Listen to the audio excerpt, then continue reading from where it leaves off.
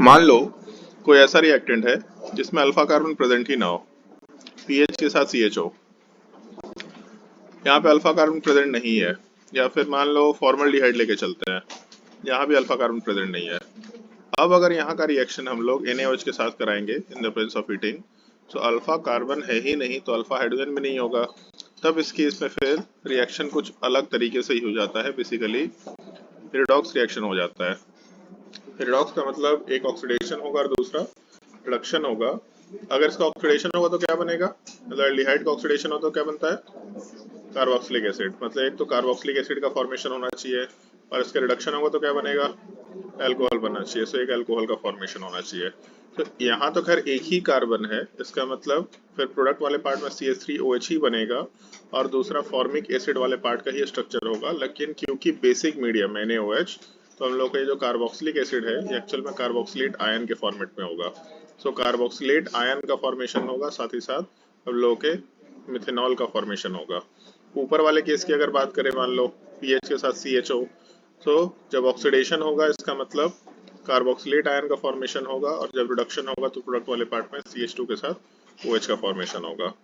एक ही कंपाउंड का ऑक्सीडेशन भी हो रहा, एक ही कंपाउंड का रिडक्शन भी हो रहा, इस तरह के रिएक्शन को क्या बोलते हैं हम लोग, डिस्प्रपोर्शनेशन रिएक्शन बोलते हैं।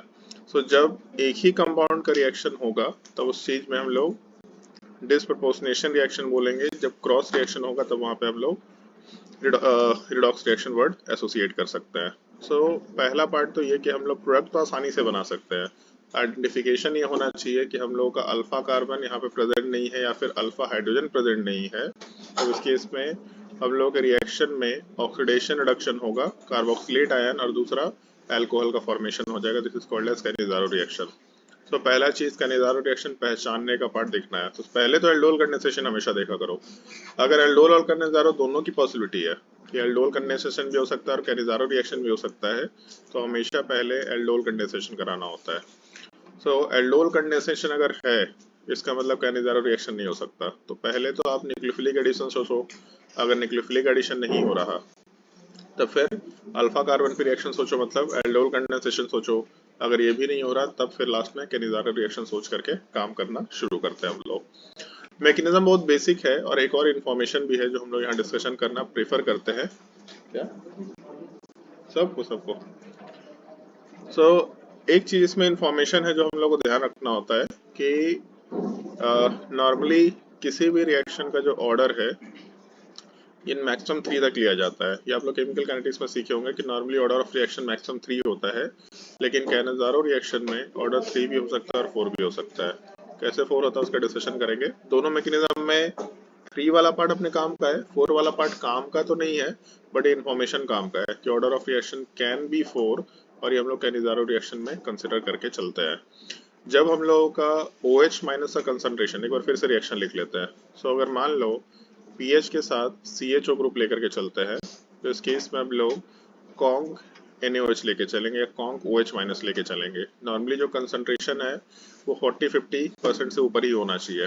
अगर कंसंट्रेटेड NaOH लेके चलेंगे तो प्रोडक्ट वाले पार्ट में ऑक्सीडेशन एंड रिडक्शन दोनों होगा। एक जगह से कार्बोक्सिलेट आयन मिलेगा और दूसरी जगह से अल्कोहल का फॉर्मेशन मिल जाएगा हम लोगों को। सबसे पहला इन्फॉर्मेशन ये ध्यान रखना, अगर कंसंट्रेशन का value normally less than equal to 50 है, कहीं कहीं 60 भी लिखा रहता है, 50 से 60 का रेंज कॉमन टाइप पे चलता है। अगर कंसंट्रेशन का value less than equal to 50 है, चलो इसको 60 ही कर लेते हैं, कंफ्यूजन ना रहे, तब उस केस में ऑर्डर 3 होगा। बट अगर कंसंट्रेशन का value greater than equal to 60 है, इक्वल टू हटा लो, उससे कोई फर्क नहीं पड़ रहा, तब उस केस में ऑर्डर ऑफ रिएक्शन 4 निकल के आता है। क्यों निकल के आता है उसका मैकेनिज्म के थ्रू डिस्कशन तो कर लेंगे। मैकेनिज्म काम का नहीं है बट एक इंफॉर्मेशन है जो काफी काम का है, जो हम लोग को ध्यान रखना होगा। पहला चीज, मैकेनिज्म में सबसे पहले स्टेप में न्यूक्लियोफिलिक एडिशन ही होता है। कार्बन के ऊपर डबल बॉन्ड ऑक्सीजन प्रेजेंट है, सिंपली OH माइनस वाला पार्ट इलेक्ट्रॉन कोऑर्डिनेट करेगा और पाई बॉन्ड को ब्रेक करके हटाएंगे। सो पीएच के साथ CH, इसके ऊपर हम लोगों के प्रोडक्ट वाले पार्ट में एक O माइनस का पार्ट आ गया, उसके अलावा एक OH ग्रुप आ गया। इसके बाद थोड़ा नया टाइप का एक चीज होता है। इसको ऐसा सोचो जैसे मान लो O माइनस इलेक्ट्रॉन कोऑर्डिनेट किया और H को हटा दिया। नॉर्मली H नहीं हटता है क्योंकि बहुत ही पुअर लिविंग ग्रुप है, बट मान लेते हैं कि H को हटा दिया। तो अपने प्रोडक्ट में पीएच के साथ C double bond O OH का फॉर्मेशन होगा और साथ ही साथ H माइनस बनेगा। सो मान लेते हैं कि हम लोगों का H माइनस हट गया, मतलब हाइड्राइड का फॉर्मेशन होगा।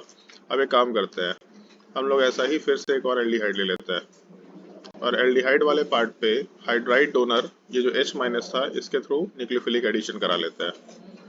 अगर न्यूक्लियोफिलिक एडिशन कराएंगे तो एक तरफ से तो कार्बोक्सिलिक एसिड मिल रखा है, दूसरा क्या मिलेगा, पीएच के साथ कार्बन, इसके ऊपर एक H पहले से था, एक H और ऐड हो जाएगा और जो O माइनस वाला डबल बॉन्ड ऑक्सीजन था इसको O माइनस में कन्वर्ट कर लेंगे, मतलब पीएच के साथ CH2O माइनस का फॉर्मेशन हुआ।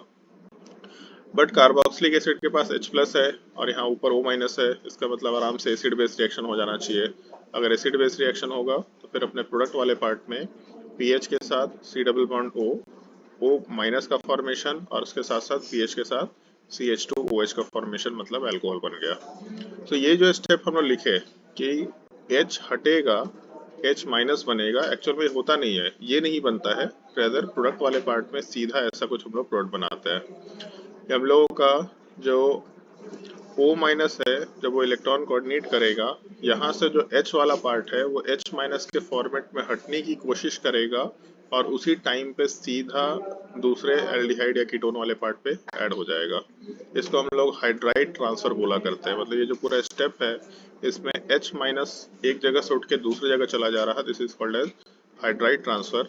सो H दूसरे कार्बन पे अटैच हुआ, एक तो ये प्रोडक्ट बनेगा, उसके अलावा दूसरे साइड में पीएच के साथ C double bond O OH का फॉर्मेशन होगा। फिर यहाँ का नेगेटिव चार्ज H प्लस को गेन करके आराम से प्रोडक्ट का फॉर्मेशन कंसिडर कर सकता है। तो हम लोग इस पूरे पार्ट में सिंपल स्टेप्स है, बहुत भारी नहीं है लेकिन थोड़ा नया है कि हम लोग का हाइड्राइड ट्रांसफर हो रहा, और हाइड्राइड ट्रांसफर जल्दी होना नहीं चाहेगा क्योंकि हाइड्राइड मतलब बहुत ही अनस्टेबल है, जल्दी बनता भी नहीं है। तो इस केस में जो हाइड्राइड ट्रांसफर का स्टेप है यही हम लोग का रेट डिटरमाइनिंग स्टेप है, और क्योंकि ये रेट डिटरमाइनिंग स्टेप है तो हम लोग इसी स्टेप के थ्रू रेट लॉ का एक्सप्रेशन लिख सकते हैं और उसके थ्रू कुछ और काम जो भी करना है आराम से किया जा सकता है। ये हम लोग जब कंसंट्रेशन नॉर्मली लेस देन 60% लेके चलते हैं तब की बात है। अगर उसे हायर लेंगे तो एक और मॉडिफिकेशन हो जाता है, पहले उसका डिस्कशन कर लेते हैं तब उसके बाद हम लोग रेट लॉ वाले पार्ट पे आएंगे। दूसरा मैकेनिज्म बिल्कुल दिमाग मत लगाना, एनसीईआरटी में इस तरीके से मैकेनिज्म नहीं दिया है बट वो पार्ट बाई पार्ट करके दे रखा है जो हम लोग के काम का है। मतलब सीधा पहले स्टेप में ये बनेगा, फिर दूसरे स्टेप में ये बनेगा, तीसरे स्टेप में प्रोडक्ट बनेगा, बस इतना ही काम का होता है। बट एनीवे थोड़ा बहुत हम लोग को ये पॉइंट ध्यान रखना है कि आरडीएस में हाइड्राइड ट्रांसफर होता है, ये बस मालूम होना चाहिए। चलते हैं हम लोग concentration greater than equal to 60% के पार्ट पे। सबसे पहला स्टेप अभी भी सेम है, पहले स्टेप में कोई डिफरेंस नहीं है। पीएच के साथ C डबल बॉन्ड OH, इसका रिएक्शन अगर हम लोग OH माइनस के साथ कराएं, नेगेटिव चार्ज कार्बन पे जाके ऐड होगा, प्रोडक्ट में पीएच के साथ CH, इसके ऊपर O माइनस का फॉर्मेशन एंड OH का फॉर्मेशन। क्योंकि कंसंट्रेशन ऑफ OH माइनस बहुत हाई है, मतलब बहुत ही स्ट्रॉन्ग बेसिक साइड है, तो फिर से एक और एसिड बेस रिएक्शन हो जाता है। ये O माइनस वाला पार्ट ये नीचे के H प्लस को भी हटा देता है, और यहाँ के अगर H प्लस को हटाएगा मतलब अपने प्रोडक्ट वाले पार्ट में पीएच के साथ कार्बन, इसके साथ एक H प्रेजेंट है और यहाँ पे 2 O माइनस ग्रुप आ गया, ऐसा कुछ कंसिडर कर रहे हैं हम लोग। अब इसके बाद हम लोग का हाइड्राइड ट्रांसफर होता है। हाइड्राइड ट्रांसफर होने का मतलब इसके बाद जो हम लोग का एल्डिहाइड ग्रुप दे रखा था, सो O माइनस इलेक्ट्रॉन कोऑर्डिनेट करेगा कार्बन के ऊपर, दोनों में से जिसको कोऑर्डिनेट करना करा लो, कोई दिक्कत नहीं है। H माइनस हटने की टेंडेंसी में आएगा और साइमल्टेनियसली कार्बन पे जाके ऐड होगा। सो अपने प्रोडक्ट वाले पार्ट में पीएच के साथ कार्बन पे एक H पहले से था, एक और H ऐड होगा, CH2O माइनस का फॉर्मेशन।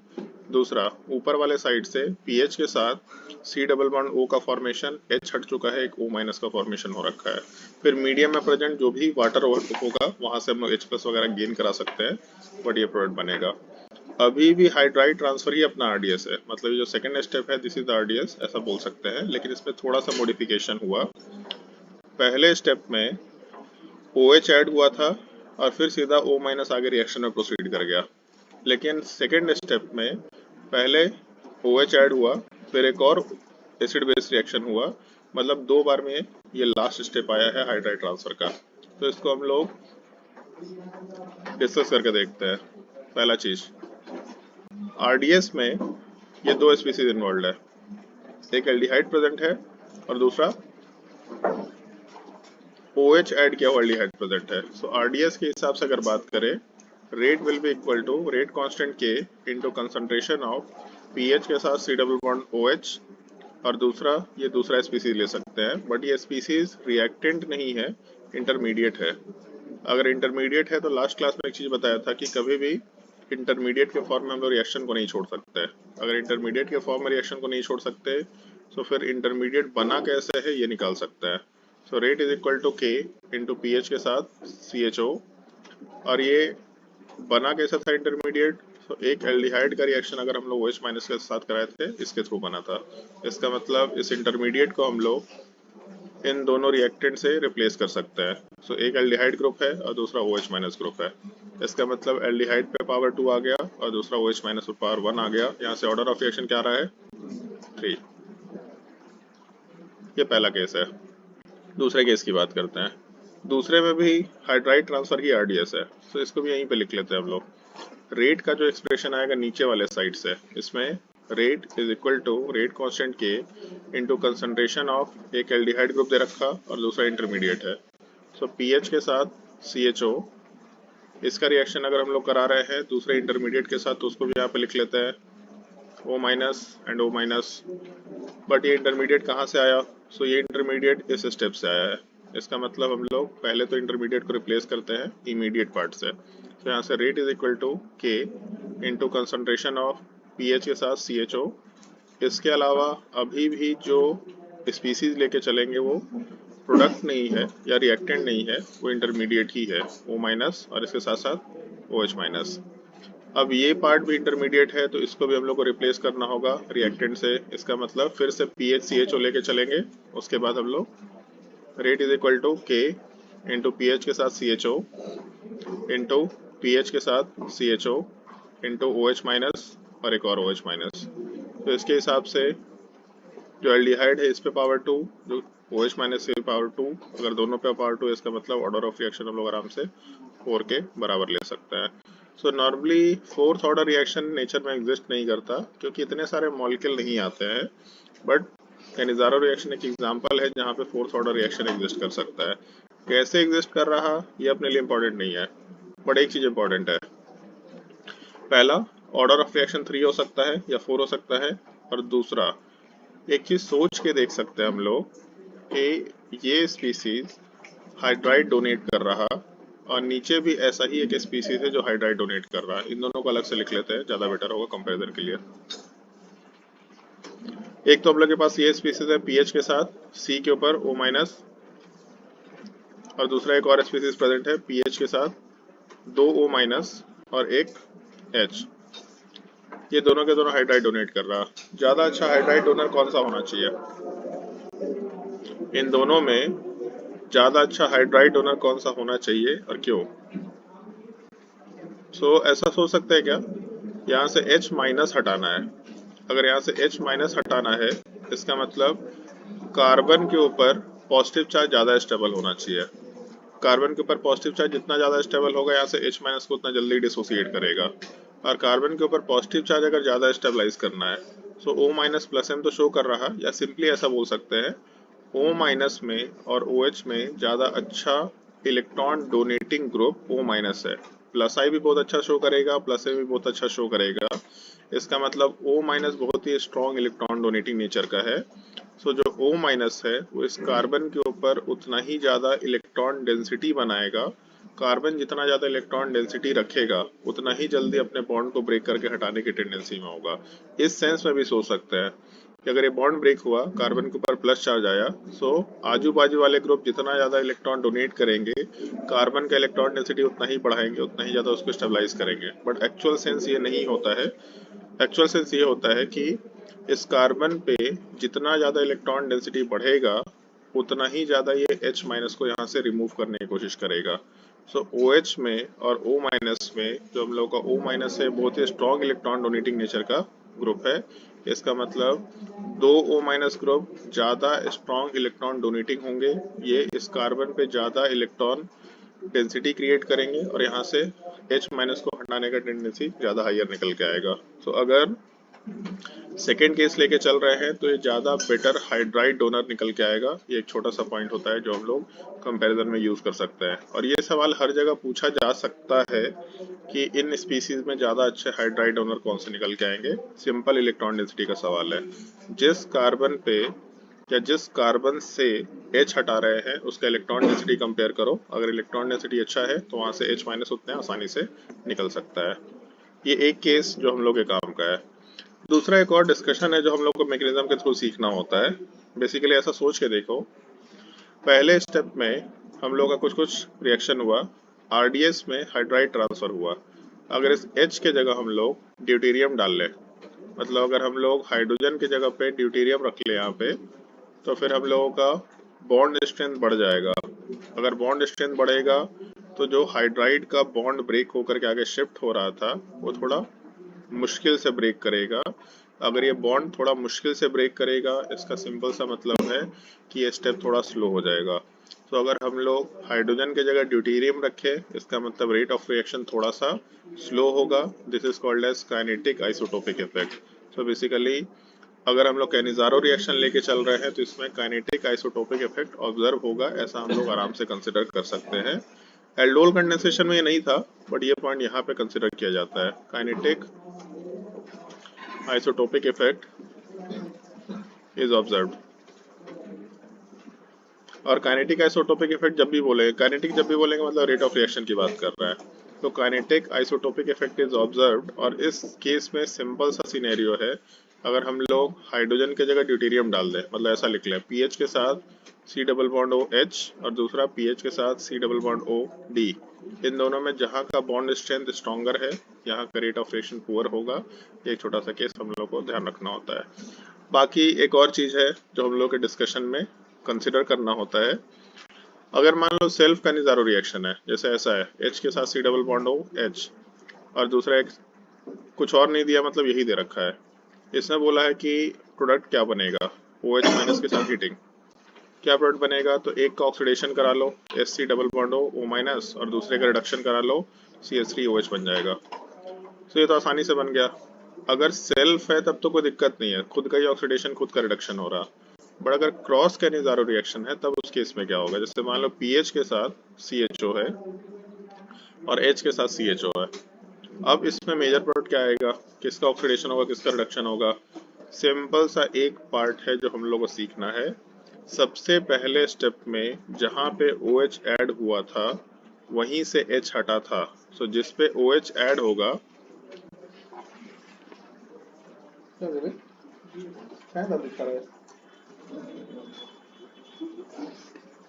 मेरे में चमक खूब रहा है। नहीं मेरा भी है, ऐसा नहीं बोला, मेरा भी चमक सकता है, उसका ऐसा ऐसा फोकस आ जाएगा इधर। एक ऐड आया था ना बीच में, जैसे हैप्पी डेट बाइट है ना, तुमसे पूछे क्या?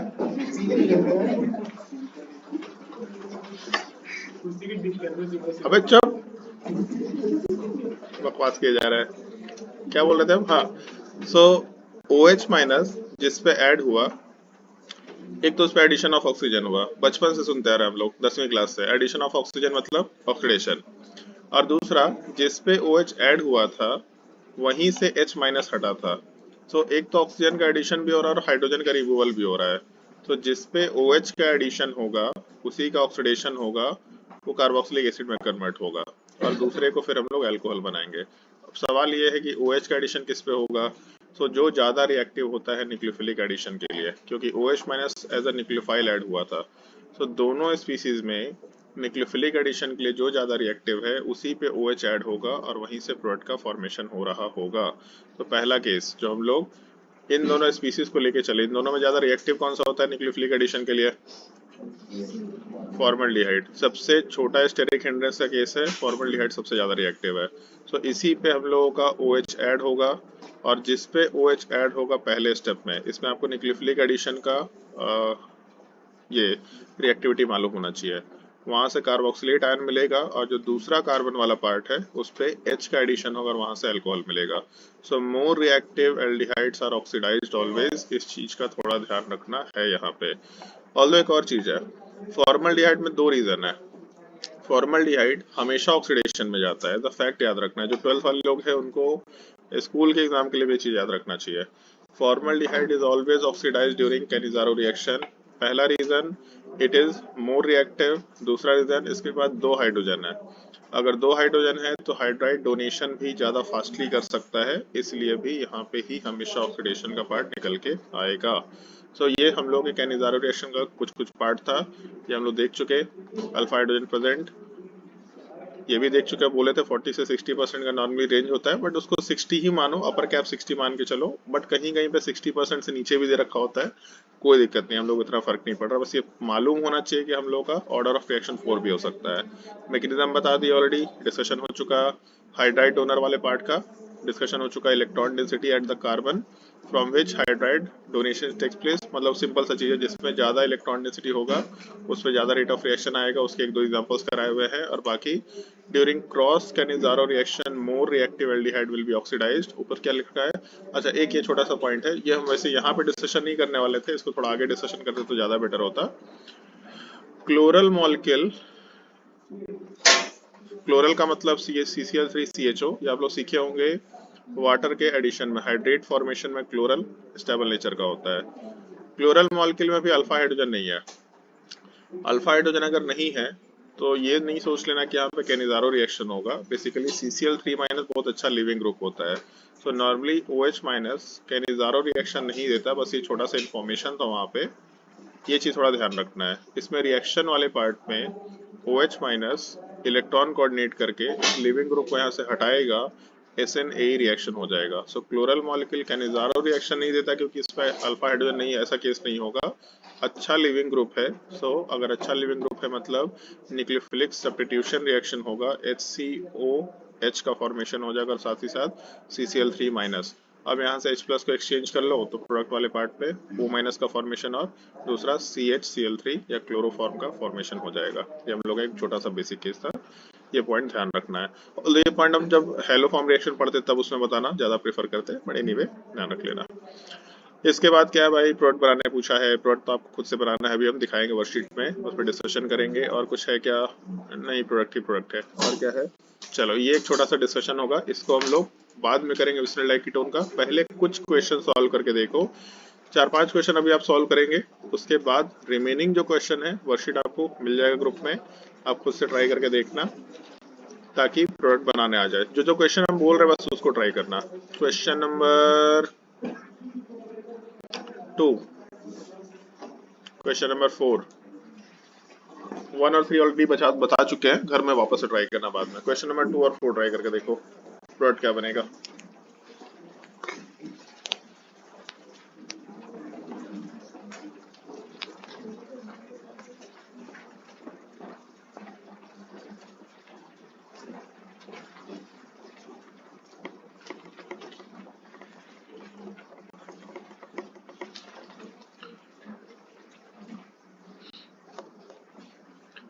बस न्यूक्लियोफिलिक एडिशन की रिएक्टिविटी का ध्यान रखना है, किसका ऑक्सीडेशन होगा ये मालूम हो जाएगा। क्वेश्चन सॉल्विंग बहुत इजी है।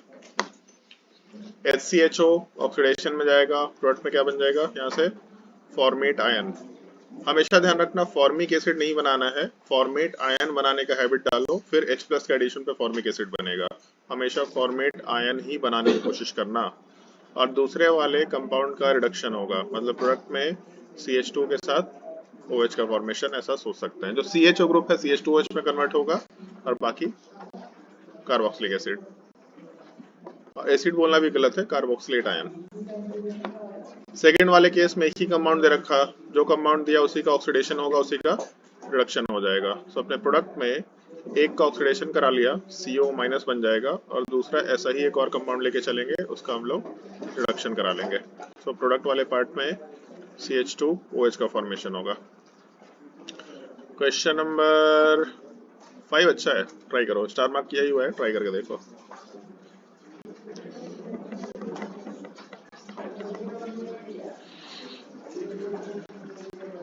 इसमें एक तरफ ड्यूटेरियम दिया है, जानबूझ के दिया हुआ है, ट्राई करके देखो, सोच के देखो जो अभी डिस्कशन किया था। और इसीलिए मैकेनिज्म सब लोगों के लिए इंपॉर्टेंट है। उमंग मतलब जो नीट वाले बैच है उसमें भी ये क्वेश्चन आता है ड्यूटेरियम वाला, तो इसीलिए मैकेनिज्म थोड़ा सा जानना यहाँ पे सेंस रखता है।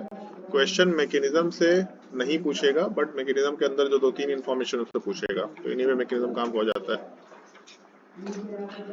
एक ही स्पीसीज है, इसी का ऑक्सीडेशन होगा, इसी का रिडक्शन होगा। सो ऑक्सीडेशन में पहला चीज हाइड्राइड और ड्यूटेरियम, इन दोनों में से कौन सा चीज ट्रांसफर होगा? हाइड्राइड का बॉन्ड वीक है, ये ट्रांसफर होना चाहिए, ड्यूटेरियम नहीं जाएगा। मतलब अपने प्रोडक्ट में जो H हटेगा उसके जगह पे O- आएगा। सो प्रोडक्ट में कार्बोक्सिलेट आयन जो बनेगा उसमें ड्यूटेरियम एग्जिस्ट करेगा। और दूसरा, प्रोडक्ट में जो एक कार्बन था इस पे एक H है, एक ड्यूटेरियम है, और एक और H का एडिशन हो जाने वाला है दूसरी तरफ से, और यहाँ पे OH का फॉर्मेशन होगा। सो बेसिकली प्रोडक्ट बनाते वक्त ध्यान रखना है कि कौन से ग्रुप को हम लोग माइग्रेट कर रहे हैं, उसके हिसाब से क्वेश्चन सॉल्विंग करना होता है। क्वेश्चन नंबर 8 नहीं, क्वेश्चन नंबर 9 ये ट्राई करो। 8 तो इसका और मिनिएचर वर्जन है, छोटा है। क्वेश्चन नंबर 9,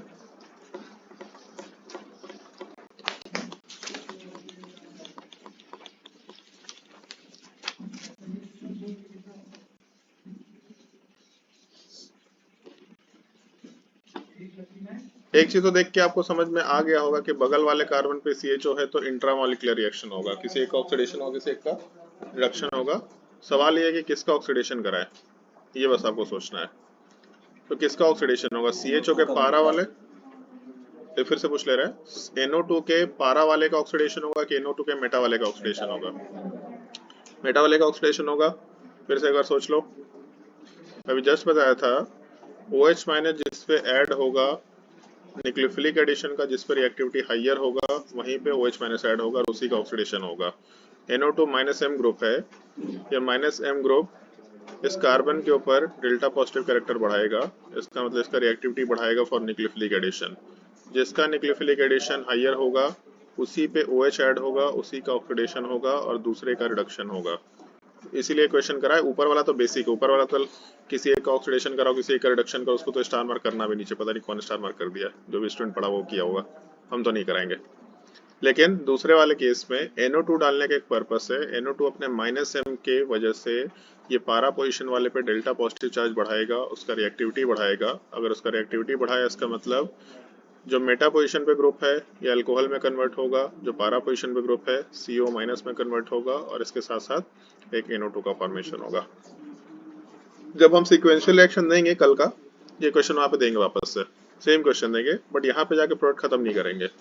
ये तो पहले एक प्रोडक्ट बनेगा, इसके बाद कुछ और करके कुछ और भी प्रोडक्ट बनाएंगे। क्वेश्चन नंबर 11 ट्राई करिए, 10 नहीं, 10 भी इजी है, 11 उसी का बड़ा वर्जन है। रिकॉर्डिंग चल रहा है, अच्छे से वर्ड यूज नहीं कर सकते।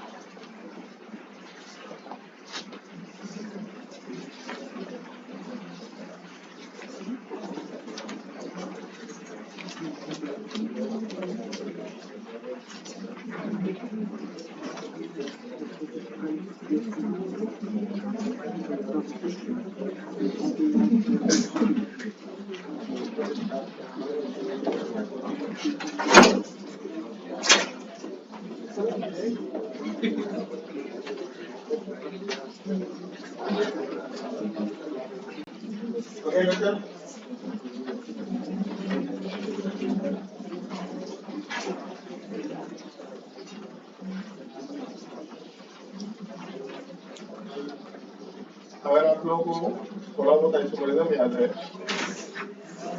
तो मॉलिक्यूल याद आएगा। पहले चीज बताओ, कमांड याद है कि नॉन पैरल है? मॉलिक्यूल पैरल है कि नॉन पैरल है? याद है बेंजीन के दोनों ऑर्थो पोजीशन पे अगर ग्रुप होता है तो ऐसा कुछ स्ट्रक्चर बनता है, तो ऐसा। तो यहाँ एक CHO है, एक नीचे CHO है और ये CHO इधर है। तो ऐसा मत सोच लेना कि रिएक्शन में यहाँ पे अगर एक ऑक्सीडेशन तो यहाँ कंडक्शन होगा, ये सामने नहीं है, ऐसा स्ट्रक्चर है।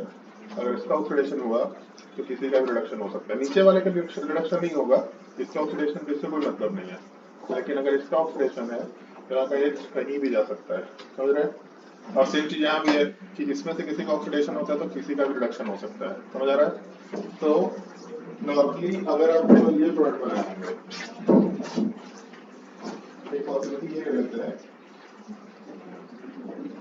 इसका ऑक्सीडेशन हो जाए और इसका रिडक्शन हो जाए, एक पॉसिबिलिटी नीचे वाले का ऑक्सीडेशन हो जाए, इसका रिडक्शन हो जाए, एक ये पॉसिबिलिटी हो सकता है। दूसरा एक ये पॉसिबिलिटी भी कंसिडर कर सकते हैं शायद इसका ऑक्सीडेशन करा ले, नीचे वाले में रिडक्शन करा ले, तो फिर ऊपर वाले में ऑक्सीडेशन यहाँ वाले पार्ट में क्या होगा, रिडक्शन कंसिडर किया जा सकता है, मतलब यहाँ पे ऑक्सीडेशन कंसिडर किया जा सकता है। ये दो केस ले सकते हैं और उसके साथ किया जा सकता है क्या? तो क्या रहा है यहाँ पे कि इस रिंग में अगर यहाँ ऑक्सीडेशन कराए तो इन दोनों में से किसी का रिडक्शन हो सकता है। अब एक दूसरे के ऊपर डिपेंडेंट है, इसको ऑक्सीडेशन कराने की रिडक्शन कराना, अगर इसको ऑक्सीडेशन कराएंगे तो दूसरे वाले का फिर रिडक्शन कराना पड़ेगा, और यहाँ वाले पार्ट में हम लोग रिडक्शन कराएंगे तो दूसरे वाले को ऑक्सीडेशन कराना होगा। ये दो प्रोडक्ट निकल के आना चाहिए। एक ऐसा पार्ट जिसमें एक रिंग में दोनों का ऑक्सीडेशन हो जाए, दोनों का रिडक्शन हो जाए, और दूसरा पार्ट एक ऑक्सीडेशन दूसरे का रिडक्शन, तो सामने वाले में एक ऑक्सीडेशन दूसरे का रिडक्शन, ये दो प्रोडक्ट निकल के आना चाहिए। आया था किसी का? क्या मेजर और बोर्ड पाना थोड़ा मुश्किल होगा, क्योंकि एक चीज है कि जैसे एक का अगर ऑक्सीडेशन हो गया तो दूसरे का रिडक्शन ही होना चाहिए, ठीक है, इसलिए बोलना मुश्किल होगा। इस क्वेश्चन को ट्राई करके देखो कैसे आंसर आएगा।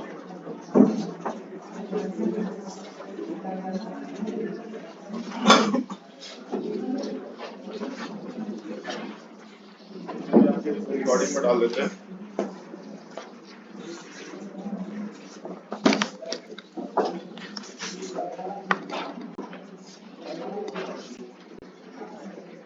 काश ऐसा होता कि बोर्ड पे जो लिखे अपने आप यहाँ पे आ जाता। आजकल आने लगे ना ऐसे प्रोजेक्टर, कैसे प्रोजेक्ट करो वहां कुछ लिखो तो अपने आप वो स्मार्ट बोर्ड नहीं रहे, प्रोजेक्टर भी आता है ऐसा। स्मार्ट बोर्ड तो अलग चीज है, स्मार्ट बोर्ड तो आंख खराब कर रहा है लोगों का। लाइक लगातार लाइट आ रहा है बहुत इंटेंसिटी के साथ, तो उससे स्टूडेंट लोग का आंख बहुत खराब हो रहा है। स्मार्ट बोर्ड सही चीज नहीं है। हम एक ही चीज समझते हैं, अगर ये सब टेक्नोलॉजी इतना अच्छा होता तो वर्ल्ड के जो सबसे अच्छी यूनिवर्सिटी है उसमें अभी भी चौक बोर्ड से पढ़ाने का ट्रेंड नहीं होता, वो भी स्मार्ट बोर्ड पे पढ़ा देते हैं। वो देखने में अच्छा लगता है क्योंकि वीडियो बनाने में ज्यादा चमक आता है उसमें, बट एक्चुअल में आंख के लिए अच्छा नहीं है।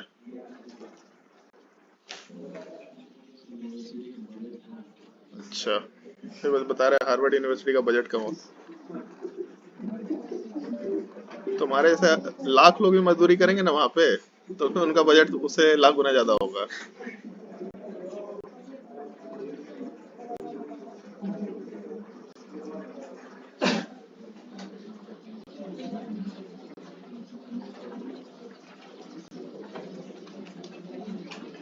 इसका तो बस आंसर लिख दे रहे, डिस्कशन तो ऑलरेडी हो चुका है इसमें डिस्कशन में। अच्छा एक चीज देखो थोड़ा, एक इस वाले क्वेश्चन का एक आंसर ये देख लो। अगर आपको ऑप्शन में ऐसा भी आंसर मिल जाए ना तो उसमें कंफ्यूजन में मत रहना, ठीक है? ये आंसर और ये आंसर सेम है, और यार आउट ऑफ रीच हो गया। ये जो सबसे लास्ट में आंसर लिखा है ना, ये आंसर और मेरा लिखा हुआ आंसर दोनों सेम है। क्यों सेम है? क्योंकि दोनों परपेंडिकुलर प्लेन में है, तो ये दोनों CO-1 सामने नहीं है, ठीक है, प्लेन के ऊपर और नीचे है, इसलिए इस पे कंफ्यूजन में मत आना।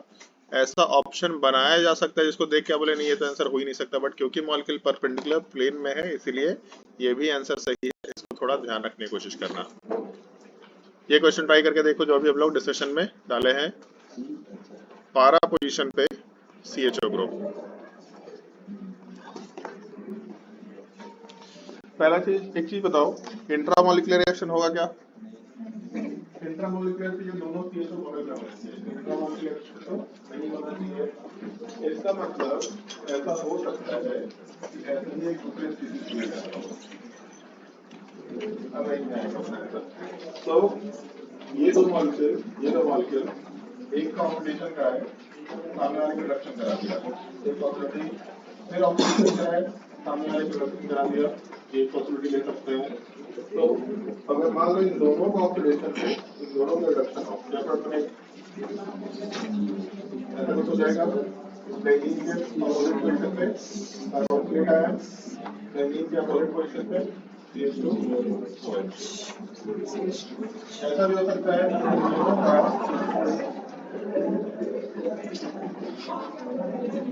एक का ऑक्सीडेशन करा लेते हैं, एक का रिडक्शन, और यहाँ पर अपने का रिडक्शन, एक का ऑक्सीडेशन करा लेते हैं, और क्या बनेगा?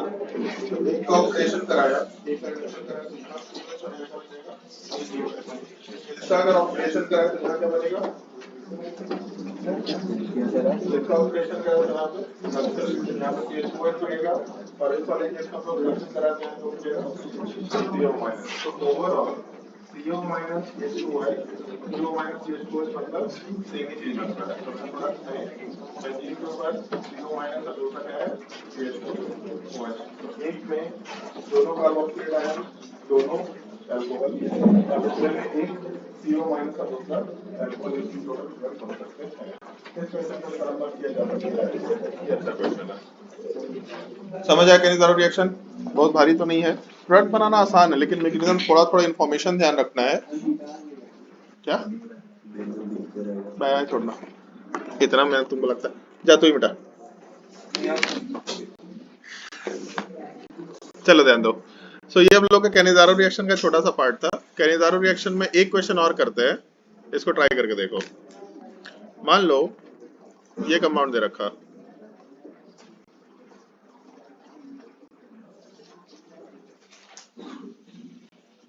क्या बनेगा प्रोडक्ट?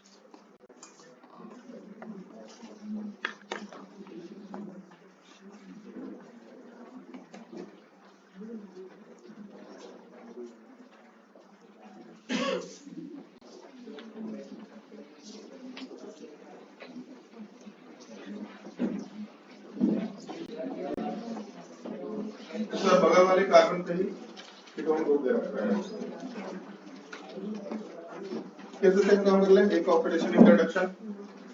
एक का अगर ऑक्सीडेशन कराएंगे, एक का अगर रिडक्शन कराएंगे, तो प्रोडक्ट में ऐसा बोल देते हैं, एक जगह से H उठ करके दूसरे जगह जाएगा, पहले वाले पार्ट पे ऑक्सीडेशन करा लेते हैं। सो हम लोग के प्रोडक्ट या पहले वाले पे रिडक्शन करा लेते हैं, नहीं ऑक्सीडेशन नहीं करा लेते, ज्यादा बेटर है।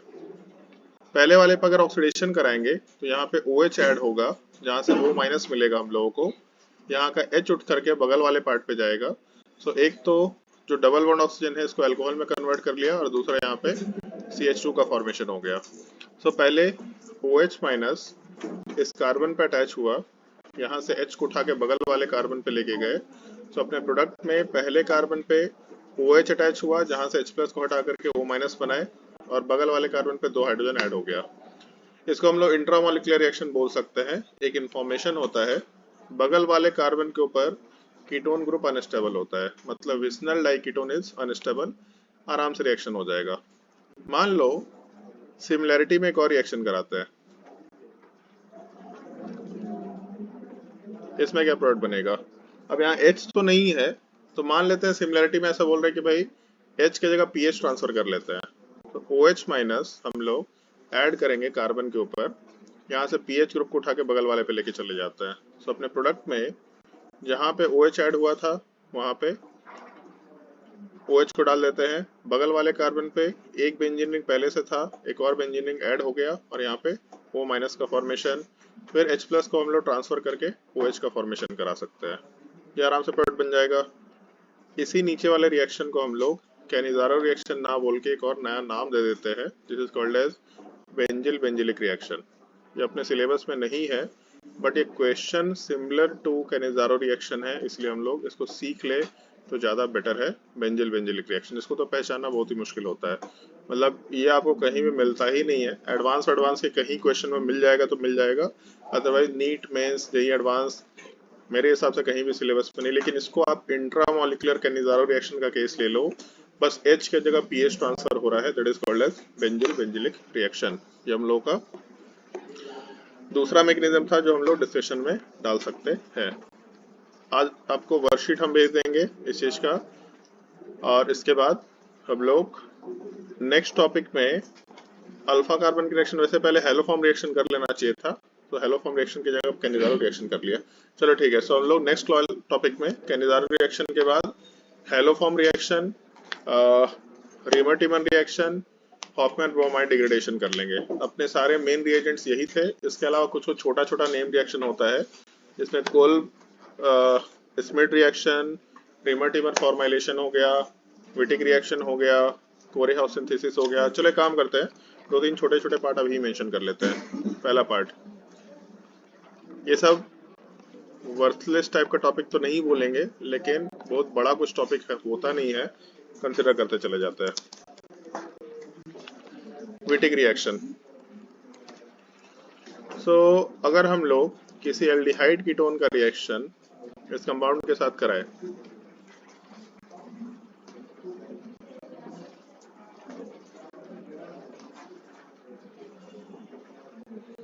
इस चीज को हम लोग विटिक रिएजेंट बोला करते हैं। एक और भी नाम चलता है इसका, नाम अलग से डिस्कशन कर लेंगे। सो अगर हम लोग किसी भी एल्डिहाइड या कीटोन का रिएक्शन, जब भी कभी ऐसा कार्बोनिल कंपाउंड बनाएंगे मतलब एल्डिहाइड कीटोन लेके चल रहे हैं, इसका रिएक्शन PPS3 होल थ्राइस डबल बॉन्ड CHR। सो यहाँ से प्रोडक्ट वाले पार्ट के फॉर्मेशन में इस कंपाउंड को हटा दो, अपने प्रोडक्ट में C डबल बॉन्ड CHR मतलब अल्कीन का फॉर्मेशन होगा। अल्कीन के प्रिपरेशन का one of the best method माना जाता है, इसलिए इसको हम लोग डिस्कशन में यूज कर लेते हैं, बट अपने सिलेबस का पार्ट नहीं है। ऑल्दो ये जो रिएजेंट है, इस चीज को हम लोग विटिक रिएजेंट बोला करते हैं, बट इसका एक और भी स्ट्रक्चर होता है। इसको ऐसा सोच लो, P के साथ PS3 है, इसके बगल वाले कार्बन पे हम लोग CH लेके चल रहे हैं, और कार्बन चेन यहाँ पे एक जगह माइनस चार्ज ले लो और एक जगह प्लस चार्ज ले लो। सो माइनस चार्ज बगल वाले पे इलेक्ट्रॉन कोऑर्डिनेट करेगा, तभी ऊपर वाला रिएजेंट निकल के आएगा। सो ये जो रिएजेंट होता है, this is called as ylide ion, YLIDE। ये नाम थोड़ा ध्यान रखना, बनता यही है, लेकिन फिर नेगेटिव चार्ज इलेक्ट्रॉन कोऑर्डिनेट करके फिर ऊपर वाले स्ट्रक्चर में कन्वर्ट हो जाता है। सो कभी कभी ऐसा हो सकता है कि ये स्ट्रक्चर आपको दे दे, ऊपर वाला स्ट्रक्चर ना दे, दोनों एग्जैक्टली सेम चीज है। सो अब लोग रिएक्शन कराते वक्त बेसिकली कुछ ऐसे कंसिडरेशन लेके चलते हैं जिससे इलाइड आयन का फॉर्मेशन होता है। ये रिएक्शन अपने सिलेबस में नहीं है, बट क्योंकि बहुत अच्छा मेथड माना जाता है अल्कीन के प्रिपरेशन का, इसलिए हर जगह कभी कभी बुकलेट्स में आपको क्वेश्चन मिल जाएगा। मेरे हिसाब से मेंस एडवांस नीट कहीं नहीं पूछना चाहिए, किसी एग्जाम के लिए रिलेवेंट नहीं है, बोर्ड में तो बिल्कुल नहीं पूछेगा। सो रेलिवेंट नहीं है, बट स्टिल थोड़ा कंसिडर कर सकते हैं। बेसिकली एल्डिहाइड और कीटोन का रिएक्शन अगर हम लोग किसी अल्काइल हैलाइड के साथ कराए, R के साथ CH2X, पहले स्टेप में रिएक्शन होगा PPS3 के साथ। सबसे पहला स्टेप, PPH मतलब फिनाइल की बात कर रहे हैं, ट्राई फिनाइल फॉस्फीन, मतलब फॉस्फोरस के ऊपर फिनाइल ग्रुप है। दूसरे स्टेप में हम लोग बेस लेके चलेंगे, तो हम लोग को इलाइड आयन मिल जाएगा। कैसे मिलेगा? तो पहला चीज, R के साथ CH2X, इसका रिएक्शन जब हम लोग PPS3 के साथ कराएंगे, फॉस्फोरस के ऊपर लोन पेयर है, सिंपल SN2 रिएक्शन होगा। जब SN2 रिएक्शन होगा तो फिर प्रोडक्ट वाले पार्ट में R के साथ CH2 और इसके साथ फॉस्फोरस अटैच होगा, जिसपे 3 बेंजीन रिंग प्रेजेंट है और इस पर एक प्लस चार्ज आएगा। और क्योंकि इस पे प्लस चार्ज है, तो जब हम लोग नेक्स्ट स्टेप में बेस डालेंगे, तो ये बेस वाला पार्ट H+ के साथ कंबाइन करके कार्बन से H+ को हटाएगा, क्योंकि नेगेटिव चार्ज बैक बॉन्डिंग में जा सकता है, मतलब नेगेटिव चार्ज ठीक ठीक स्टेबिलिटी रखेगा। सो बेस के प्रेजेंस में H+ हटेगा, जैसे ही H+ हटेगा तो अपने प्रोडक्ट में R के साथ CH-, इसके साथ साथ PH होल थ्राइस प्लस, और नेगेटिव चार्ज को अगर इलेक्ट्रॉन कोऑर्डिनेट करके हम लोग कंबाइन करा ले, तो प्रोडक्ट में R के साथ CH डबल बॉन्ड P इसके साथ PH होल थ्राइस का फॉर्मेशन करा सकते हैं। मैकेनिज्म अपने बिल्कुल काम का नहीं है, लेकिन ये जो स्टेप्स लिखने का तरीका है ये आपको मालूम होना चाहिए। यहाँ से क्या बनेगा ये हम लोग को पता होना चाहिए और वहाँ से फिर हम लोग तुरंत प्रोडक्ट बना सकते हैं। प्रोडक्ट बनाना आसान काम है, सीधा C double bond CH R बना लो। अल्कीन के प्रिपरेशन का एक छोटा सा मेथड है। This is Wittig reagent. Wittig reagent के बाद हम लोगों का एक छोटा सा रिएक्शन और होता है जिसको हम लोग कोरे हाउस सिंथेसिस बोलते हैं। वैसे आप लोग को ये चीज मैंने बता दिया था 2-3 बार, बोला था कि अपने काम का नहीं है, नाम काम का नहीं है, बट फिर भी ध्यान रखना इस चीज को। Normally aryl halide SN2 reaction नहीं करता है। क्यों नहीं करता है पता है? अराइल हैलाइड SN2 रिएक्शन या SN1 रिएक्शन नहीं दे सकता। क्यों नहीं दे सकता? पहला चीज, यहाँ पे लोन पे रेजोनेंस में इसलिए पार्शियल डबल बॉन्ड कैरेक्टर है। पहला चीज, अगर SN1 रिएक्शन कराएंगे तो यहाँ पे बेंजीन के ऊपर पॉजिटिव चार्ज आएगा, बहुत ही अनस्टेबल है, ये नहीं बन सकता। ये SN1 का एक्स्ट्रा रीजन है। दूसरा, जो न्यूक्लियोफिलिक सब्स्टिट्यूशन SN2 है वो बैक साइड अटैक करेगा।